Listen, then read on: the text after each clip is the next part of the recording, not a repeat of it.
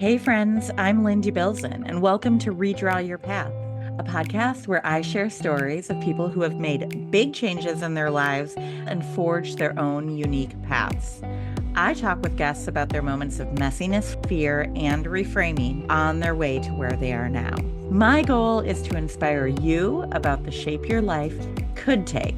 So let's get inspired. Hey friends, I have a new episode for you this week, an interview with Krishna Kayastha. I had so much fun recording this. My face still hurts from laughing a little bit. She's just a really beautiful soul who has gone through the hard work to blossom. And so I'm excited to bring her into your orbit. A little bit about her. She is an artist that captures the depths of the human experience with a focus on grief, growth, and connection. She has a line of journals to help support people in their healing journey, and she does commissioned art, and she's just fantastic. I hope you really get a lot from her journey and from her advice. Make sure that you are the one holding the pen. I'm just going to leave that there because that is a little cliffhanger. Can't wait to hear what you think. Feel free to reach out. I love hearing from listeners. Have a great day. Welcome, Krishna, to Redraw Your Path. How are you today? I'm good. How are you? I am good. It's so lovely to see you. I know we first connected because you were a listener of Redraw Your Path. So I'm so excited to hear about your story. Let's start where I start with everyone, which is, can you share some context about where and how you grew up? Oh my goodness. Okay. Yes. I was born in California, but I've lived in California, Nevada, and South Carolina. Awesome. I'm the first daughter of an immigrant household. My parents are from India. My ancestors are my dad's from India. My mom's from Africa. Okay. Yeah. She's from Zambia. Part of the Indian diaspora. Yeah, exactly. Okay. Okay. Yeah. And I went to college in Georgia, did Washington, D.C. for a while, New York, back to California, and now I'm in Georgia. Awesome. Awesome. Okay. So California, you grew up, it was SoCal, right? Weren't you born right down the road? No, I was born San Francisco. It's funny because I always forget because I always want to say Sacramento and they're so different. They're so different, yet both start with the same letters. So. Exactly. So I was born in San Francisco. Yeah, I was born in San Francisco, and all of my mom's side lives like on the West Coast primarily. Okay. And all my dad's side lives on the East Coast. So my joke was always like, "Oh, my dad got sick of his in-laws and moved us all across the states to be closer." I love that. I love that. I love that. Okay, so San Francisco, grew up in the city. Oldest of how many? Two. Okay. Yeah, it's just me and my sister. My dad did want a boy. We were reminded of that many a times, but he got girls. It was great though when I think it was like in 7th grade science when you learned that the man is responsible for the biology of the child, right? He was not too happy about that. You brought that up at the dinner table? Oh, absolutely. He was like, "Oh, well, your mom gave me daughters." I'm like, "Actually, Not her decision. yeah, according to science, that's on you." Love that. That is amazing. Anything else you want to share about your childhood in terms of the context, logistics, place, family? Yeah, sure. So growing up in an immigrant household, I think is always very fascinating and telling because there's so many stories out there now of just like what it's like to be the first generation in America and just like balancing the two cultures, right? Both of my parents worked, but my mom ideally wanted to be like a housewife. She's a homemaker and all of the responsibility fell on her. Like looking back now, you're just like, "Oh, wow. Hey, dad, know how to use a vacuum?" And she worked full time. Yeah, and she worked Wow. full time, or if he had a business idea or whatever, like she was super supportive. Okay, whatever you need, like whatever it was. But growing up, it was just like lots of cousins, lots of family, like lots of community, like Indian community, which is good and challenging in the sense of there's lots of judgment to uphold, like the traditions and the culture and the language and all the things. And there's now, I don't want to say studies or theory, but like conversations happening that all of the Indians who immigrated from India to the US in, let's say, like the 70s or 80s, they took that time and froze in that time. Okay. And so now they're more traditional and behind modernization than Indians who stayed in India. Like they're more progressive there than they are here. Right. So we weren't allowed to date. I wasn't allowed to listen to American music or like the radio for a very long time. Like my first cassette, aging myself here, was the Spice Girls cassette. So good. And it was because they did a concert in India, I think, like in saris. And so it was on Indian television. And it was like, okay, they're approved. You can listen to it. Okay. I love that. Which is interesting. Spice Girls was that mid 90s? Yeah. Okay. So were there CDs at that time already? There was, because then my first CDs had just started coming out. You could buy them on the mailers. I don't know if you know mailers. Oh yeah, the subscription, and you like check them and 12 CDs for 12 pennies. That's how they get you. That's how they get you every time. Yeah, and then my first CD was Brandy, "The Boy Is Mine."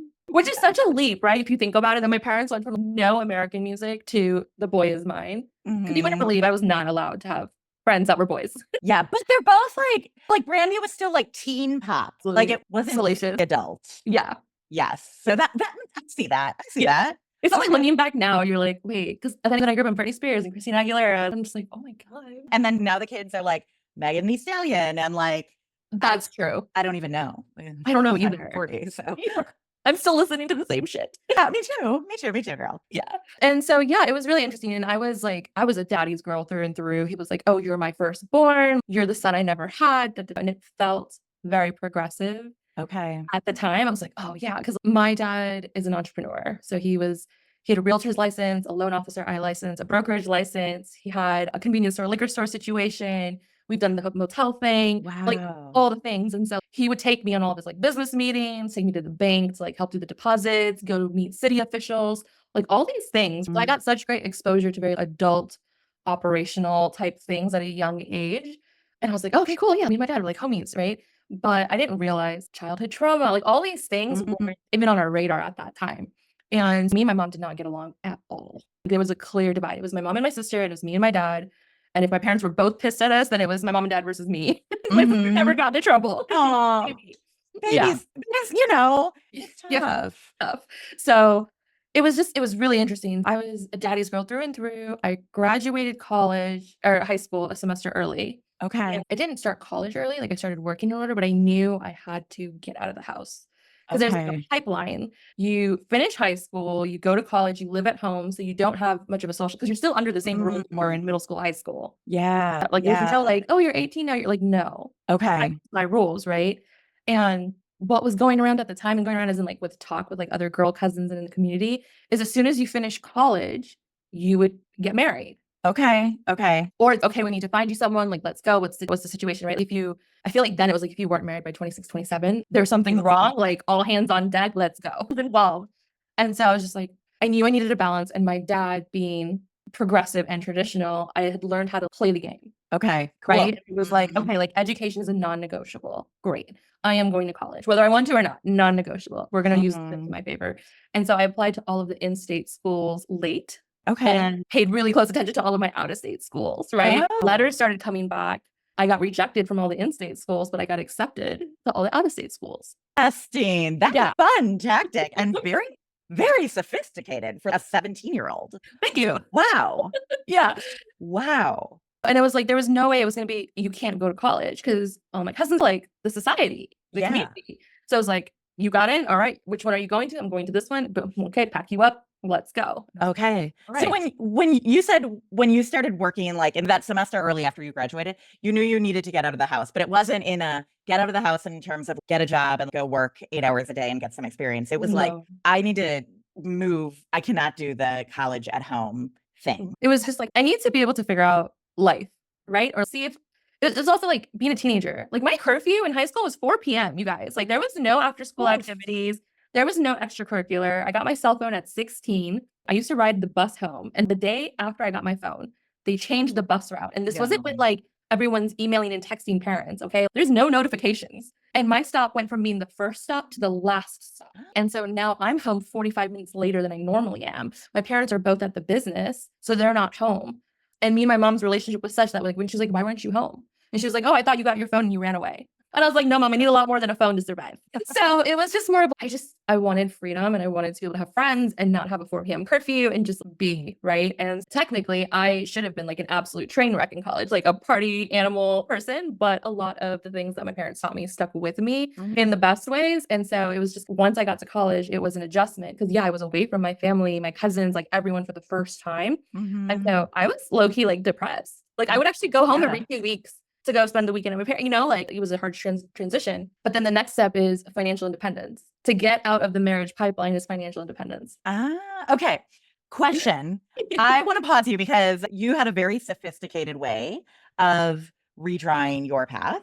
Before we like keep going down that road, because I can't wait to hear about it. Can I ask, are there any expectations? You had talked about college, you had talked about education, you had talked about staying home during college, marriage. Were there any other expectations that you absorbed from your parents? Can we just name those before Oh, absolutely. The amount of verbal expectations and then the nonverbal, which is what I've been like working through for the last 10 years, honestly. Right. Mm-hmm. So it's so weird because you don't realize you're being taught two sides of a coin, like two sides of Mm-hmm. impossible at the same time until you have to be two sides of impossible. And so what I mean by that, it was, okay, you're the son I never had. You're my firstborn. Like, you need to go out. You need to be amazing. Look at this child millionaire. He trades stocks. Look what he did for his family. There was that pressure. And then it was my mom is making dinner from scratch every night, full Indian course meal, groceries, the house is clean, the laundry's done.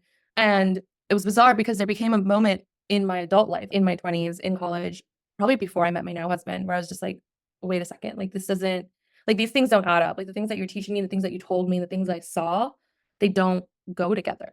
And so I did the whole financial independence thing. I gained my independence. Me and my parents were good. Like, we're still good. I graduated college, moved to DC, tried that whole stint, moved to New York, met my now husband, and I started dating him. And when we were dating, I realized how much tradition was in me and Interesting. how much of the modernization of like girl power, you can do it, girl boss, girl see, all of that was this desire, but it wasn't necessarily like a desire I had for myself. It was an outside desire that I had taken in. Yeah, Right. just absorbed. Right. And I absorbed it. And then when me and it goes by PK, when me and PK got married, I lost it. Like, I was so depressed and so anxious, and not because of the marriage. Like, he's wonderful. I got very lucky. But it was like, what is my identity now outside of a wife? Am I gonna be a housewife? And then am I okay with being a housewife? Why am I not okay with being a housewife? I do Mm-hmm. respect housewives. Housewife is work.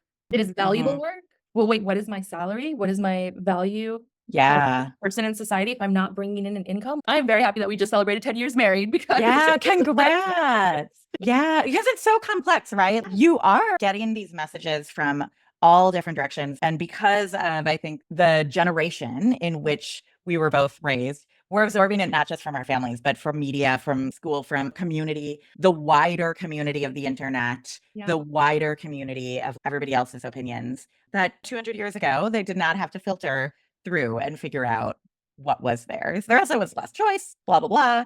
But yeah, it's interesting. It's hard work. Okay, so I heard like lots of different expectations from parents growing up. Let's zoom ahead to where and how are you currently spending your days? And then we'll take folks through that first redraw of college. Okay, for sure. Now I spend my days painting and building like a creative business. I want to be a gallery artist.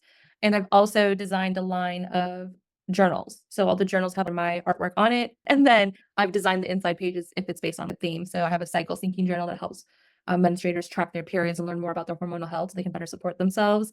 I'm currently building a relationship journal called The Threads of Us to deepen communication and understanding between romantic partners. I feel like 10 years married, I can offer some insight on how you can make it your own. And so that's the goal with my journals. It's not a blueprint of do this.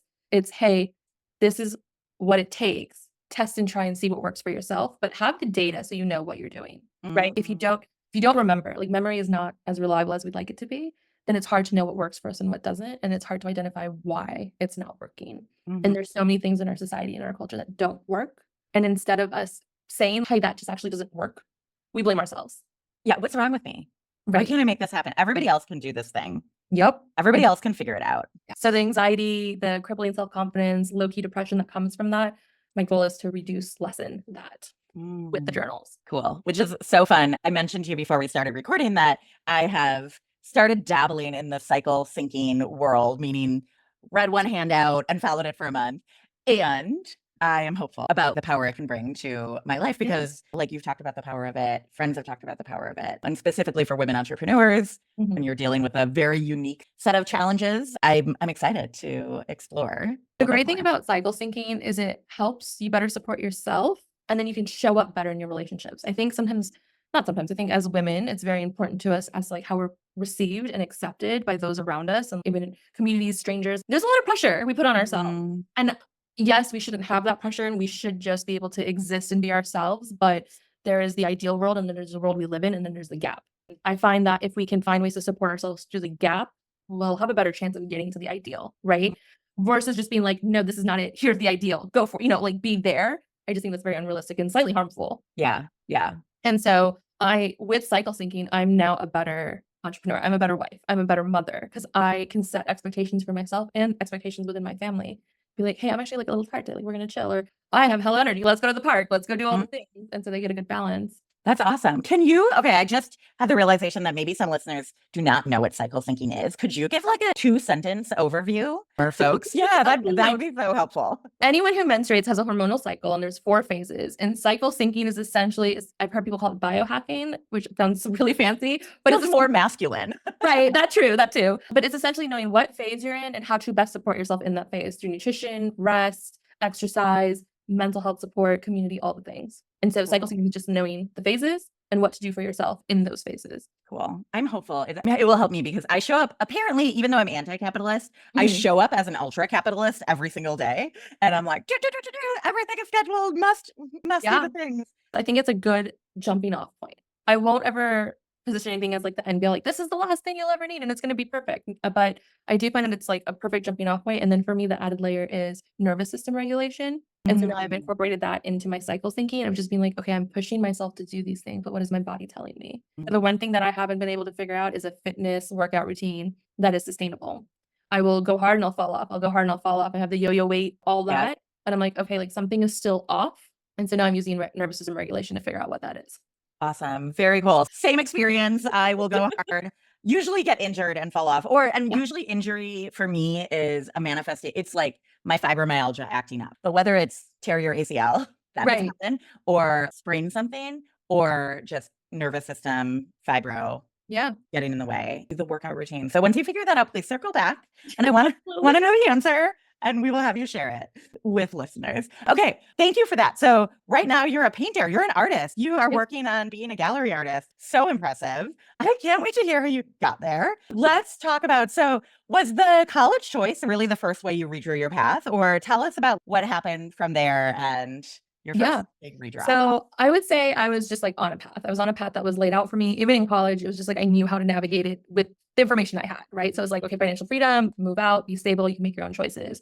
And that's what enabled me to move to DC and then New York after I graduated. Because for most who go out of state, they end up just moving back home. And then again, you're in that marriage pipeline. Was there also a pipeline back into the family business? Or was that not really on the table for you? I want to say no, because I was like the black sheep in my family. And there's a problem with addiction on my dad's side. So my dad is the one of 8 and he's the youngest. And his eldest brother died of alcohol. Okay.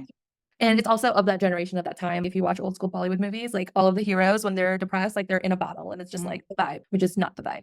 So my dad is also challenged with addiction. And I was so pissed when they bought a liquor store. I was like, this makes no sense. Because as I'm sure many children across the United States were begging their parents to stop smoking, stop drinking, because we were in health ed. We were getting all of it. Don't do drugs, right? And he would stop and start and stop and stop. And it was just so frustrating. And so when they bought it, I was like, I'm not doing shit. Like, how old were you at that point? I was, when did they buy it? I feel like I had just entered high school.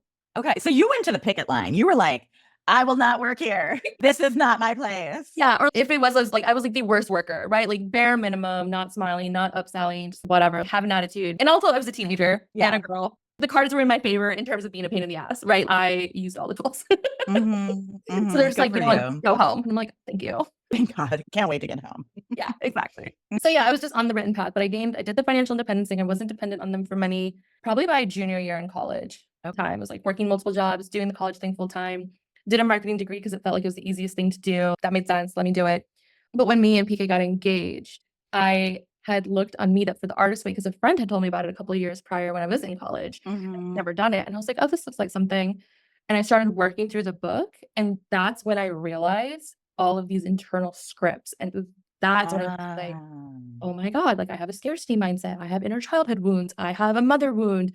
I have toxic father. Like all of these things came out. And I'm just like, I literally don't know who I am. And that was when you were in New York, right? So were you? Yeah, that was in Cali. Okay. Yeah. Okay. Yeah. Gotcha. And I was, 23. Okay. 23, 26, 20, somewhere between 23 and 25. Okay. You had already gone and lived in DC and lived in New York. And were you were doing marketing at that point? Yeah, I was working at a marketing branding boutique in DC. I worked for a small company. He was a former lawyer, so he had really good connections. He had a really good business, and I was his first like full-time hire. So like all of the I'm gonna call them like ego vanity metrics were being hit, right? Like I got a job in the recession. I was financially taking care of myself. I was this first hire at this marketing branding boutique in Washington. Like everything sounded so good on paper, right? Really, I was like his personal assistant. Yep. I didn't have enough confidence. I wasn't sure how it felt. He was an entrepreneur basically. So we know entrepreneurs can be a little unorganized, a little chaotic. Apparently that's not good for my nervous system. I was very anxious, all the things. And living on my own, it was the first time. And I didn't have enough money to go home for Thanksgiving. Okay. So I was in DC in my apartment and I was watching a lot of How I Met Your Mother. And there's sometimes, I don't know if you ever just feel guided. You're like, yeah, I need to do this. I was watching a shit ton of How I Met Your Mother and I was like, the love of my life is in New York. I need to move you must be in New York. to be, right? And so I went into work the next day and I was like, hey, I need to put a notice. Okay. Oh, okay. He's sure. What's up? What's going on? I didn't tell him about the love of my life being a New York thing, but I was just like, I've been here for almost a year and I think blah, blah, blah. He's like, all right. He's like, well, about how long do you think it would take you to get everything situated? I was like, oh, 2 months. He's okay. So I had 2 months of what's it called? Wrap up time, like Yes, transition time. Thank you. So that was in Thanksgiving. So it was early December. During Christmas, I took a bus from DC to New York because I had friends up there. I was like, you're gonna help me look for apartments. We're gonna figure it out. Now in the South, when you want an apartment, there's a leasing office on site. You just walk in, they tell you what units are available, you go tour it, you sign it, it's done. In New York, it's not like that. Different story. At all. No idea, right? I'm from the South. So I was like, why is it so complicated? Da, da, da. It was also the year they had that crazy snowstorm. All the flights were grounded. And so my friend was like, hey, like you should check out, you should get on a bus, you should get back before it gets worse. We're like, yeah, okay, great. Early 20s. Like, we're not thinking things through. We're just in the moment. Check out of my hotel. Can't even get to the bus because it's snowing so hard. Yeah, yeah. All the hotels are now booked because all the flights are grounded. Everyone's jacked up their prices. Like, I can't afford Oh no. And so through that, and the friend, he's a Pakistani guy who lives with his parents. I'm an Indian girl. I can't go stay with him. So it wasn't like, oh, just go stay with your friend. It was like, no, I need to go find a place to stay. So he's calling all of his friends. We're trying to figure it out. I'm trying to think of who I know in New York that isn't family because I can't get back to my parents that I'm in New York without a place to stay. No, with a Pakistani guy. Yeah. Which is so wild because I was financially independent from them, but there was still this, my parents can't find out I'm here, right? It's so funny when you think about it. But that's how I met PK. Oh. Yeah, I met PK through that friend, through that situation. And one of my girlfriends from college had moved to New York. So I ended up staying with her, connected with PK. We had dinner and it was just. Was he a friend of hers or a roommate of hers? Okay. No, he was a friend of the Pakistani guy. Okay, the Pakistani guy was actually friends with his sister, his younger sister. Okay. Wild. Okay. Yeah. Awesome. So we met and then we like hit it off and we kept talking. And then I moved and then me and PK were just like together. Wow. Okay. So back up to when you felt called to New York. So you're binge watching How I Met Your Mother and New York life looks just so awesome. It's like, I think of Friends and I think of all the great New York Gossip Girl. Yeah. Yeah. All the great New York shows and life is just so great. And how did you know that you were feeling like guided towards that? How did you know that was the right decision?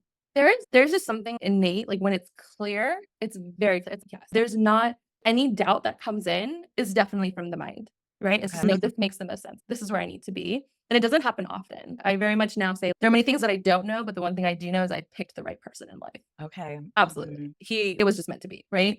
So yeah, even in our early dating stages, I was just like, oh my God, is this the guy that I was supposed to meet in New York? Or did I just latch onto the first one that was nice to me? Right? I was like, well, shit, we're going to date and find out. And we dated and I was like, oh, well, he's still nice to me. He's still such a great guy. And we did all the things. And I had like my list of like non-negotiables. And I'm like, all right. And he hit all those and here we go. Cool. So you just felt this innate sense that it was like what you needed to do. And you're right that so it's the mind is bringing in the doubt, maybe this isn't the right decision. Maybe I'm going to mess it up, all of that. Yeah. Okay, cool. I love the snowstorm. And I totally get it because I imagine coming from the South or even from DC, right? You forget that, when there's a snowstorm in the South, everything gets shut down. Right. And you kind of assume that doesn't happen in the North. But if you're getting like 10 inches in one day, you can't roll a suitcase through that. You can't sometimes get to the city bus to get to the subway. Sometimes it all does shut down. And it did. It was wild. Yeah. Okay. So that New York was like a big redraw for you and finding that right person. Yeah. New York was the redraw. And then I fell into like advertising agency life. And I was a QA for web development. So I basically tested websites before they went live. It's very different than marketing and branding. So it's like, okay, I'm in QA. Like it was easy money. Like we're good. We're in New York. It's fine. But then that like corporate hustle was starting to hit, right? Like I'm meeting PK's friends and PK is 4 years older than me. Okay. So everyone's 4 years ahead in their corporate Mhm. journey. And some of his friends didn't go to college. Like, they started right out of high school and just, like, did their thing because they had Oh. found their niche, right? Some like me, they're like, "Oh, what do you do? What do you do? Da, da." And I'm just like, "Oh my God, like, I need to, like." And then also just, like, the overall need, because you hear, "Oh, you should your retirement." I don't know if you remember, it was like, if you make 30,000 your first year or 45,000 your first year, it can affect your retirement by X amount. It was, like, this huge number. And so then it Mhm. came out, "Oh, if you job hop, you can get better raises." Yeah, yeah. That's Right? the way to hack your way to Financially, higher whatever. salaries. Yeah, Yes. so there was that, and then in the QA pipeline, you can either become a developer or you become a project manager. Okay. And I didn't have, like, graphic design experience, so I didn't feel like I could go into marketing. I felt like I got lucky because really, like I said, I was his assistant. I wasn't doing Yeah. the design work, I was really just doing admin work. Which can I pause you there? Because I feel like women often do that where it's, I had this job with this title, but it really wasn't as good as it sounded. Or I have this bachelor's degree, but I'm not a marketer, whatever that means. I hear that a lot from Yeah, other guests too, and from friends. So that's really interesting. You were that like, is I interesting. don't know enough about marketing to go into that space. It's also, like, when I graduated college, my degree was probably halfway obsolete because Facebook, Twitter, and Instagram had come out, Ah. and nothing I learned Mhm. in school was about that. Yeah. And so it was just like, okay, I know the 4 Ps of marketing, like, great. What does that have to do with data and metrics? And Yeah. so it was just like, okay, I didn't want to become a developer because coding just felt really overwhelming. So it's like, okay, project manager. And so I job hopped and Okay. became a project manager. A project manager is basically a babysitter for adults. Okay. I was babysitting grown ass men, making sure they did their job, making sure they filled out their time. I hated it. I was so bad at it. They fired me. Because Right. I mean, you were probably like, why am I a babysitter for grown-ass adults? I don't understand why I need to do this. Why can't they just do that? It's phenomenal. But there's money in project management. You get your PMP certification. There's good money, right? And so I was chasing the money because my dad was like, "Hey, look at this little kid who's trading on the stock market and making all this money, and he retired his parents. Oh, I need to retire my parents." I didn't Mhm. know these things were like driving me, right? Getting fired from a job you don't even like is so bad for your self-confidence. I was so Mhm. lost. I was like, I don't know what to do. I only had X amount in savings. I'm dating this wonderful guy. And I'm like, "Hey guy, I have 3 months worth of money left, and then I will have to move back home unless I find another job," right? And so he was like, "Okay, well, let's see." And we ended up moving in together, which should be Okay. very precarious, right? It's like moving under circumstances. How long had you been dating at that point? A year and a half. Okay. Did your family know? They knew of him. Okay. They met him. I Okay. think they had met him once at that point. I had taken him home once, yeah. Okay. But So I actually okay, so let me circle back. I have to tell you this because it's cute. It's part of the story. Before I moved from DC that January, my cousin got an arranged marriage in India because his dad was dying of brain something, probably cancer. And it was one of those things of fulfilling his last wishes so he could die peacefully. My thoughts on that are irrelevant because they're married and is one of us. But my dad and parents and a lot of people couldn't go. And so I went as like a representative of my family in support of this big life moment. yeah. So I flew from DC to JFK Airport and I messaged PK and I was like, "Hey, I have a layover. I'll be in JFK, da, da, da." Just in terms of, maybe we can like talk or text or something, right? He's okay, cool. I'll come see you. Cool. I'm like, Uh-huh. "Oh, okay." So it's Friday night, you guys, and he's hanging out with me at the airport. And I'm like, "All right, cool. Let's see how this goes." And so we have dinner, we're walking around, we're just talking, that's all cool. And then I fly to India for a week, which is absurd because the flight itself is like 2 days. So I get there, I do all the wedding festivities, and then I fly back. The flight gets delayed leaving Dubai, and so I miss my connection to DC when I land in New York. So again, I message him, I'm like, "Hey, I'm here, my flight's whatever. I'm also not feeling good." So I just asked them to give me the next flight in the morning. My thought was I was just hanging at the airport. He's, "Oh, why don't you just come meet me?" All right, cool. Like, why not? So I He get on the liked train. you. Right? Yeah, for Uh-huh. sure. I get on the train. I get lost on the train. So I'm circling in the train. With no reception, probably. Finally, I just get in a cab and I go to his place and then we go eat. And I'm not feeling good. Oh no. Oh no. And I'm just like, I don't feel well. And he's like, "Okay, how about some soup?" He orders me some soup. I'm like, "No." He's okay, how about this? He's ordered me like 5 different dishes at this point. I was like, I'm really tired. I just so we get back to I don't want to say his place because he was living with his parents. We get back to his room. Mhm. Mhm. I pass out in his bed. No given. I was so unwell. And I was gross unwell, stomach unwell. Oh no. I was there for 3 days. Oh Yeah. no. Like flu, I food just stomach poisoning, virus, food something. thing, Ugh. 'cause I was flying, and so I was like, "Oh my God, I don't feel good," and my parents are like, "Where are you?" And I was like, "Hey, I'm in New York, I don't feel good, I'm at a friend's place, I will talk to you about it later." Yeah. And it's like, "I cannot have this fight with you right now." He was amazing. Took care of me, kept me comfortable. I ended up meeting his mom. It was, like, so embarrassing. Aw, she probably wanted to take care of you too. It was this girl sleeping in my son's bedroom. Mhm. And so all of that happened, and then I finally get back to DC, and I call my mom, and I'm like, "Hey, it was a boy. He was Indian. he's not the type, like, because there's like different names or whatever. I was like, he's some different one. I was like, I will either marry this man or I will never see him again. She was just like, okay. And I was like, I'm telling you so you can start processing. Because I don't know what's about to. Process the facts, Mom. Yeah. Process what I'm telling you. Okay. So that was like their first, okay, like there is someone somewhere, right? Mhm. So then we moved in together and I filed for unemployment. I had my savings. I was still paying like all the half of my bills because there was this like, oh, I can't be financially dependent on him. Oh, So, yeah. you Yeah. know, we're not even married. What is he going to think of me? And so then I got a communications job at a French bank. And again, it was like this job that I fell into, which I was good at. It was great. I made decent enough money, but there was no path beyond it. Also, I was so insecure after being fired. Like, I probably would have ended up staying there like a gross amount of long time. Yeah. But a year into mine and PK's relationship, I had told him, I was like, hey, I love New York. This is great. But, like, I can't live here forever. Like, I can't, like, this is not where I'm going to be. And he was born and raised in New York. So Yeah. all his family are there. We're dating. I was like, I need you to know. I don't want it to be like, oh, we've been together for a few years. And all of a sudden I'm like, hey, we need to move. So I was like, I give New York 5 years. And then like, I gotta go. And he's, where are you going? I was like, I don't know yet. Where are you going, and can I come with you, or are you leaving me? What is happening here? Yeah, I was like, I don't know yet. It was just like that gut feeling of moving to New York. I was like, I know I can't be here for more than 5 years. I just don't know where yet because I hadn't gotten the intuition drop, right? Yeah. I just wasn't sure. And so he was like, okay. And I was like, I just want you to know, I know all your friends and family are here. I'm not telling you that you have to move, but I just need you to know where my head's at. So he's okay. Then a few months later, I lost my job. We ended up moving in together, but it still stood, right? Yeah. It's like, I need you to know, like, I still can't be here. He was getting fed up with New York and the weather and the commute and all the things. And through a job opportunity, he got the option to move to California. Okay. I was like, take it.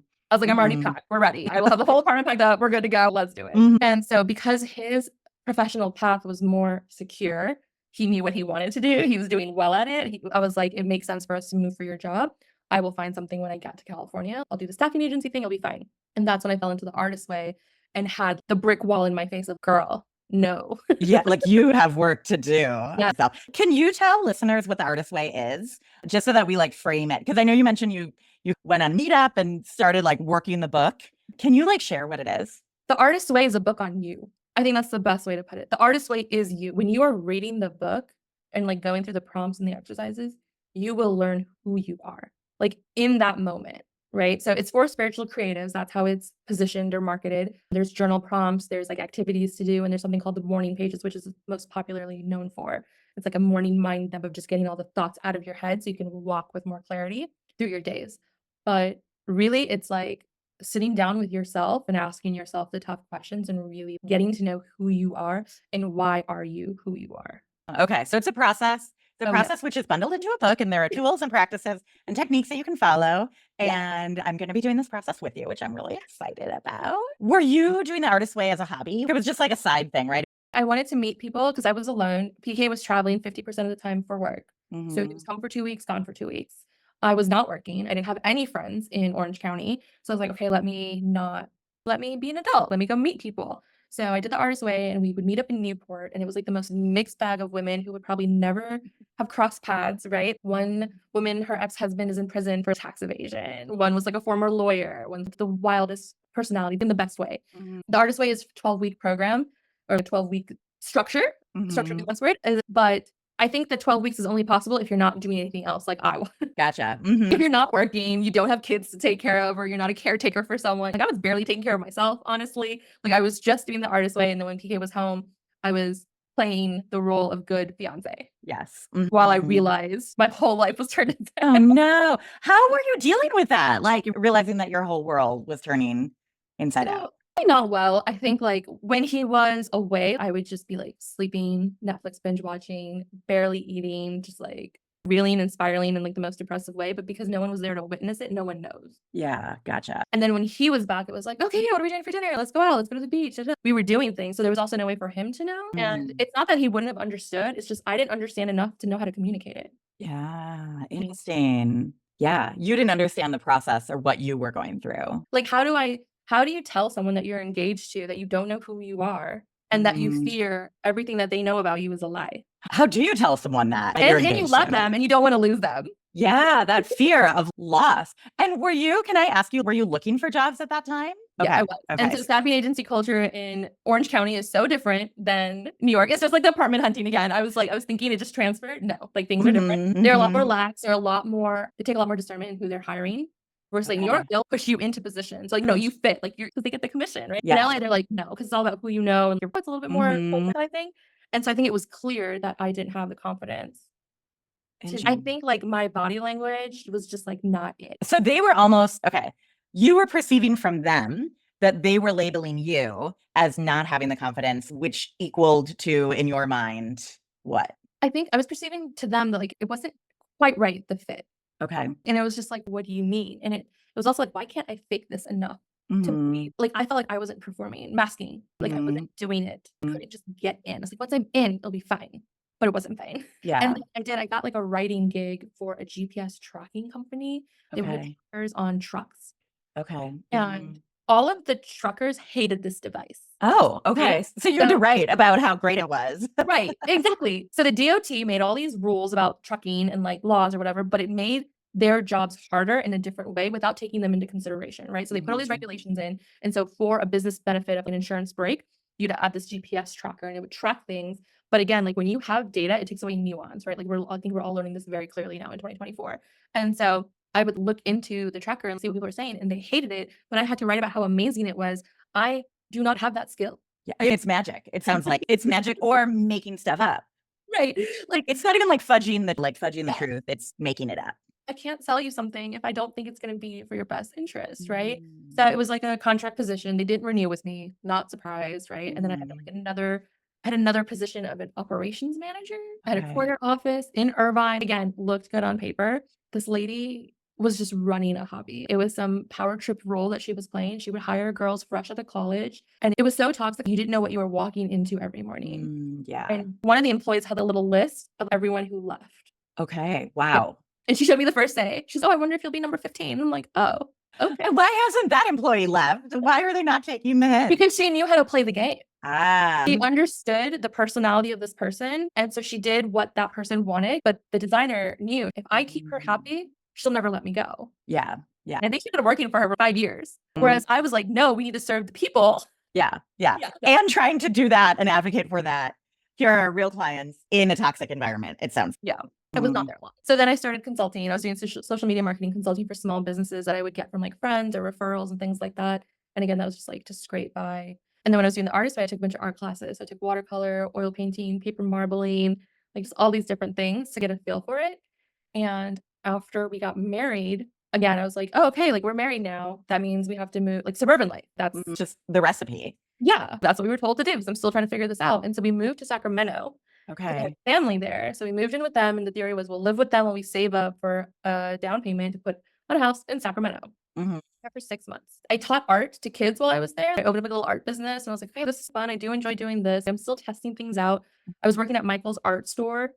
Did you have an art background besides doing the artist way and like marketing? There's like graphic design and you were in advertising, but did you have a, like, I don't know, quote unquote, traditional No, art? I Okay. took Art 101 my first year of college. Me and the teacher were not friends. I was like, "No, Mhm. I'm not doing this. I'm out." Mhm. And so I never took another art course again. Okay. So you were teaching art classes to kids, working at Michael's, Yeah, saving up for and a down had my payment. fit fam, was working out, doing the whole thing, and we were there, and one of our friends, his wife unexpectedly passed away from a blood clot, Oh my like, gosh. random, and it was, like, really jarring. I was like, "We don't want a house. This is everything closes at 9 PM in Sacramento. I'm like, I need to get back to a city." So we're like, "Okay, this is not for us." We moved to LA. Okay. So we So moved that kind of woke you up, it sounds. And PK was on board with, yes, let's do Sacramento. And yes, let's go yeah. back. Let's do LA.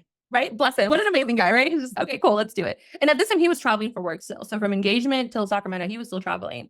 So that was like 2014 to, so he was getting tired of traveling. So he started like applying to jobs and stuff like that. And we moved, he got a job in LA and it was good to go. And so I was like, all right, what am I doing? And I had a client, I had a few consulting clients. I was still paying my half of the bills, like all the things, right? Like we didn't have these conversations. I'm like, no, it's fine. I still wasn't sure how to bring it up because I wasn't in therapy. I wasn't Mhm. actively doing the work every week like I feel like people do now. It was like Mhm. passively happening or happening to me. Okay. And I was having fights with my dad because all of that started coming up of like, you can't talk to mom like that. Like, you can't do this. Oh, you think you know everything because you're married now. Those rifts started happening. So I was like, I was starting to see those scripts in myself. Yeah. Um, I would feel bad about myself for being home and being a homemaker. And it was like, oh, like my dad's vision of that wasn't. Yeah. So we started having conflict. PK and his parents were having conflict. So me and PK are like on the other side of the country and we're just like, all right, it's me and you. This is Yeah. it. And we were just enjoying our time together. And he was like, hey, I'd like to start a family. And I'm like, okay, like let's wait a little bit longer. And I'd already held off for about a year at that point. And I had been told I'd have like fertility issues. Like I'd been told that all my life because I had irregular periods. So I was Okay. banking on it not happening. So I wouldn't Mhm. have to have the hard conversation. Yeah. Yeah. We got pregnant so fast. It's ridiculous. That was all those medical professionals that predicted. And you were like, they made their predictions. And I feel like they are going to be right. Think of all the things to be wrong about. Why this? I'm not ready to tell him. I'm not ready for kids. Twins, first pregnancy, same sac, like all the things, right? So I'm just like, okay. So that was like a huge, okay, Krishna, you don't know exactly what you want. You're not speaking up for yourself. You're in these situations. You're about to have these children. What is going on? And then at that point, it was just like, okay, let's like rally. So I had the girls. They're healthy. It's great. The first 4 months were like the hardest. I was just like so mourning the loss of life before because it was convenient and relaxing and easy. And I think by the time like 2020 happened, everything was shut down and it was like, all right, something needs to change. Like I can't keep going. Like they can't be raised like in this, they can't be raised seeing this. I can't be this example. Like How old were they at that point? 2020, they were going to turn, they would have been 3 in October. Okay. And you were just They were feeling 2.5. okay. And you were feeling, okay, we're going through a pandemic and I feel lost, a mess, all the things. Because all the businesses are shutting down, right? Shipping, all that stuff was down. So like a lot of my clients were like, we're all on hold. So all of that had stopped, right? So it's okay, that's fine. I had a feminist t-shirt company for a few years that did really well. Okay. 2016, 2017 when Trump was doing his thing. But it wasn't good for my mental health. So I had shut that down because I was like, again, I'm gonna raise kids. I can't be socially anxious and all this stuff all the time. And in 2020, one of my friends was like, hey, I want you to paint my pet for me and do a pet portrait. And I was like, okay, yeah, I'd love to. And so I started reading all the books. I tried all the things like waking up at 5 and having me time first before everyone wakes up. That does not work for me. So I stopped doing that. And it took me about 18 months to finish painting that portrait. And in that time, we moved across the country because the pandemic was like never ending. The kids got older, they were in school. And it was just like, okay, like now I was in therapy finally, right? And so it was like, let's work through all these wounds. So with therapy and journaling, it was really like the next pivot. And I think the last pivot really was when I fell for a crypto scam. Okay, wait. I'm on the edge of my seat. Were you, when you moved across the country, okay, you were painting this one pet portrait. Yes. Were you still doing your social media consulting business? Yeah, a little bit. So I was Okay. working for one consulting firm and then they had picked up a nonprofit. The consulting firm, it ended up not working out. So I wasn't working with them anymore, but the nonprofit wanted to continue working with me. So I Okay. still work with that nonprofit today. We've been working together for 3 years at this point. It would just be weird not to. But I started painting. I really enjoyed it. I got a few more commissions. I sold a few originals. I was like, oh, I want to do this, but I wasn't sure how to show up online. I was like, I don't know how to market this. Yeah. Posting and being on social is easy when you're just a passive consumer. Yeah. You're just having fun with it. Yeah. But when you're selling your art, which is yourself, a reflection of yourself, it can be really vulnerable. Exactly. And were you thinking of yourself as quote unquote an artist at that point? No, you were thinking of yourself as Krishna, the Painter. what? Fill in the blank. The what? The painter. Okay, the painter. Because I wasn't sure, right? There's digital downloads, there's Etsy prints, right? So it was like, okay, like the scarcity mindset again, the money mindset. Okay, I want to make money. How do I do this? Okay, but people love flowers. I don't want to paint flowers all the time. I have painted them sometimes, but that's not. And so then it became this, okay, do you want to make money or do you want to paint what you enjoy? And then it was, if you want to make money, why not just go get a job and make money and then paint what you enjoy? Because painting is supposed to be for joy, right? And I was like, all right, I can't actually just go get a job because I have kids now. They have needs, like scheduling, all the things. I also still don't think I would do well in that setting if the past has taught me anything, right? Yeah. And had you had the conversation with your husband at that point about, are you still doing I believe I need to pay 50% of the bills? Oh, no. Okay. Okay. Oh, no. Okay. After the kids were born, I feel like that was like when we were pregnant and stuff we were having, then it was like, I was like, hey. You figured out a different way to both take care of your needs and. Well, it's also, I had an out. Let's be honest. I'll be very honest about this. I had an out. It was like, hey, I'm going to be home taking care of the kids because now I was contributing. I had. Okay. So I felt more comfortable being like, hey, I won't be able to contribute in this way because this is how I will be contributing. Versus when it was just me and him, what was it? Like he's more cleanly than I, he's more than I am. Oh, you cleaned up after me, so I shouldn't have to. It didn't make sense. Yeah. And I want to just for listeners, Krishna said, because then I was contributing, I had quote unquote value. So I just want to bring that alive. Thank you. As, okay, then I have value because I'm taking care of kids. And yes. Okay. Which again is valuable, but not, you see what I'm saying? Like it's such a mind. I'm trying not to swear. I don't know why. You can swear all you want on Redraw Your Path. Well, that's such a mind fuck. What you deem as valuable. And then there's also like the standard you hold other people to versus yourself. And so there was a lot of that happening. But over the last few years with therapy, doing the journaling, reading the books and stuff, I'm like, okay, like this is where I'm at. And I think he's just so happy to see me happy. Like he's been so supportive and so patient. He's just, whatever you need, we'll figure it out. And so I'm just like, okay. And I'm finally, like I said, we've been married 10 years. I'm finally like, okay, yeah, he's not going anywhere. Like I can say my piece. It'll be fine. That's awesome. That's awesome. It sounds like though you had to do a lot of figuring things out as you went from the painter to the artist or the entrepreneur or the successful creative entrepreneur, right? So I had this mindset of, oh, I need to make money. I need to make money. I need to make more. And the reality is, if you were to look into my life and you would see it, I'd be like, girl, you're fine. Your husband makes enough money for you. We're very blessed. We're very lucky. It's not that, oh, if I don't sell a painting or I don't sell a journal, we're not going to have groceries. I myself am not in that situation, but I see it so frequently in art spaces or like in these spaces that I was absorbing that script. Yeah. I need it. And so in that scarcity mindset, I have the nonprofit marketing client. And I think I was pitching someone else and it fell through. And I was like, oh, I really need to make more money. And it was like this need for faster, like faster, more faster. And it was a momentary like slump and the crypto scam got me. Okay. $1,000. Okay. Tell me more. And how did that result in you redrawing your path? Absolutely. With the need to like make more, want more, faster, all the things. And also being a people pleaser. I like so badly wanted people to like me that I would let people treat me badly or the bar was low. So I had a friend, quote unquote, who's actually just acquaintance. Whenever we would talk, she would drop off or whatever it would be, or it'd be like short answers. And I would always just brush it off. Oh, she's having a hard day. Like maybe she's busy. You know what I'm talking about, right? Yeah. Like, Oh, yeah. Yeah.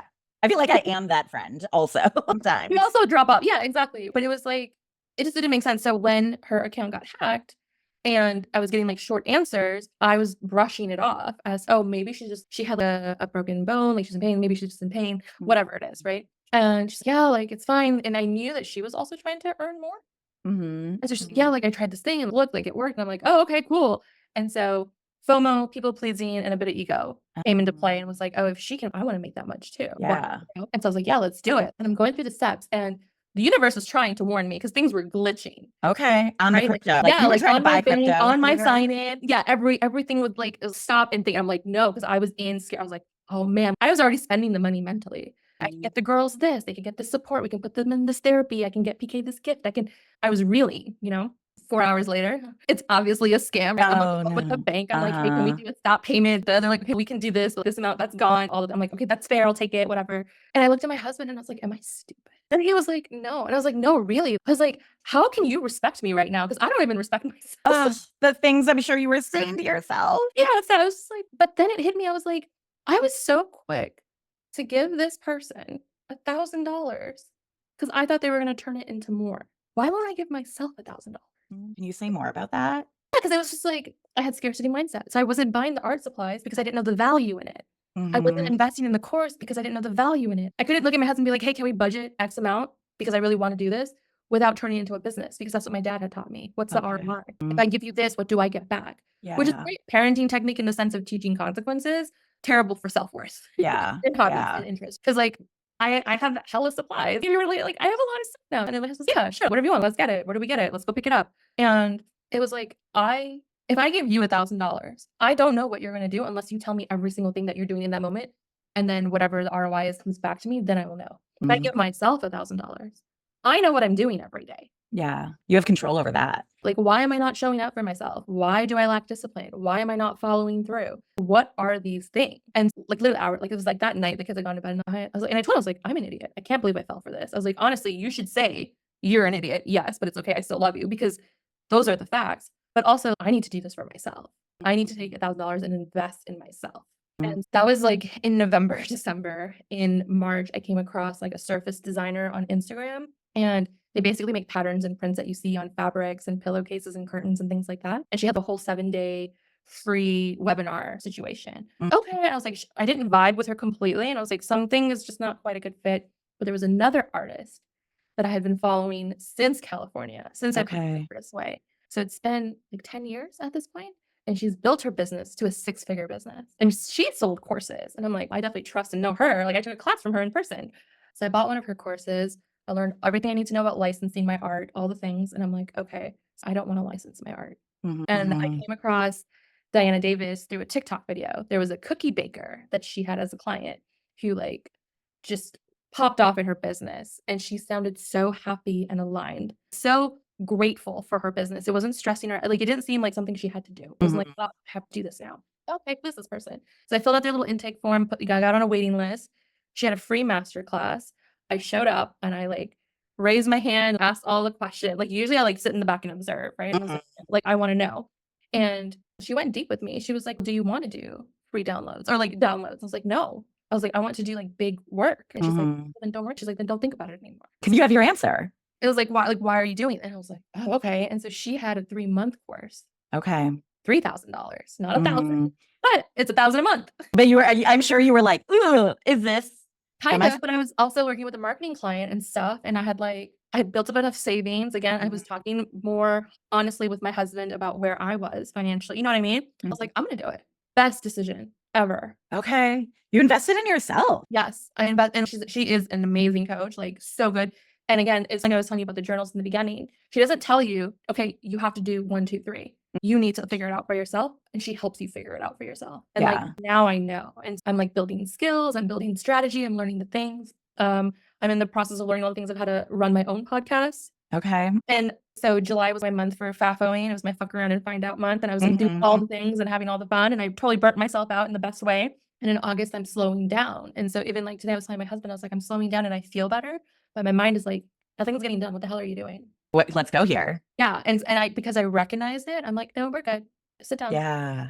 Okay. I'm working on it. Like I have my pieces. And this allows me to show up in my business, show up in my marriage, show up with my kids in a way that feels fulfilling and not draining. Which is a really hard thing to learn and put in place every day. And if you're like me, you can learn it and then you put it in a notebook and you put that notebook aside and you're like, okay, that was lovely. Back to the grind. So can I ask, has this last process you've been through helped you think differently about yourself? Oh yeah, absolutely. Okay. Absolutely. Not falling for any crypto scams. Very happy to say. I'm also not looking for like there's so many of those like work from home jobs. Oh, you can make which are all just funnels for scams or getting your identity stolen. Yeah. I'm no longer looking into. Before it was like, oh, what can I do for more money? What can I do as a side hustle? What can I do? It's no, I don't. Yeah, like this job looks interesting. Right. I could do this for a little while. Okay, so I'm curious. So, like, knowing you've gone through all of these redraws, and I love that your latest redraw was a long journey or like all of them came from your long journey of unraveling, peeling the layers, whatever metaphor you want to use, but also unlearning, reteaching yourself, like building patience with yourself. Is there any advice that you would share with listeners who are thinking about redrawing their path or considering that for themselves? Oh man. Okay. If you are going to redraw your path, my advice would be to one, make sure it's you who's holding the pen. Okay, boom. Sorry, the mic just dropped on the floor because that was amazing. Make sure it's you that's holding the pen. Okay, say more. Yeah, because I have pivoted in life thinking this is what I'm supposed to do so many times. Even in my business in the last couple of years. And it's been, okay, I should do this. I have to do this. This is and it's no, like, what do you want? And then if you don't know, take the time to figure it out. There was I recently watched a TikTok and it was like, I would rather embarrass myself walking through the wrong door than stay in the wrong room for the rest of my life. That's beautiful. And so if you're going to redraw your path, I would say make sure it's you or whoever's guiding you or people that are actually like meant to guide you. So important. Be very picky. Yes, yes.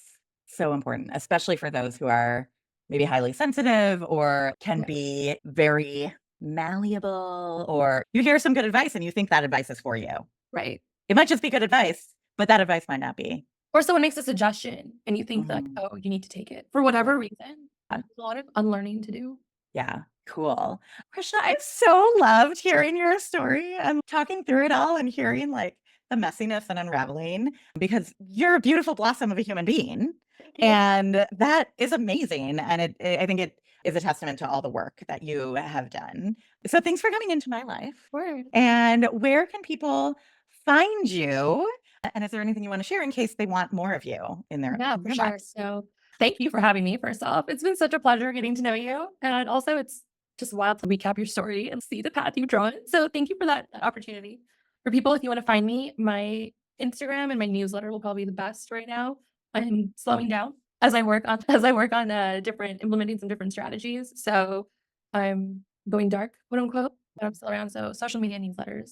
But I have a lot of exciting things in the pipeline, so definitely follow. Cool. I will put those links in the notes and I'll be ordering your cycle syncing planner today. You, it was so great to be here. Thanks for listening to Redraw Your Path with me, Lynn Debilzen. If you liked the episode, please rate and review. That helps more listeners find me. And don't be shy. Reach out and connect with me on LinkedIn and sign up for my e-newsletter at redrawyourpath.com. I can't wait to share more inspiring stories with you. See you next week.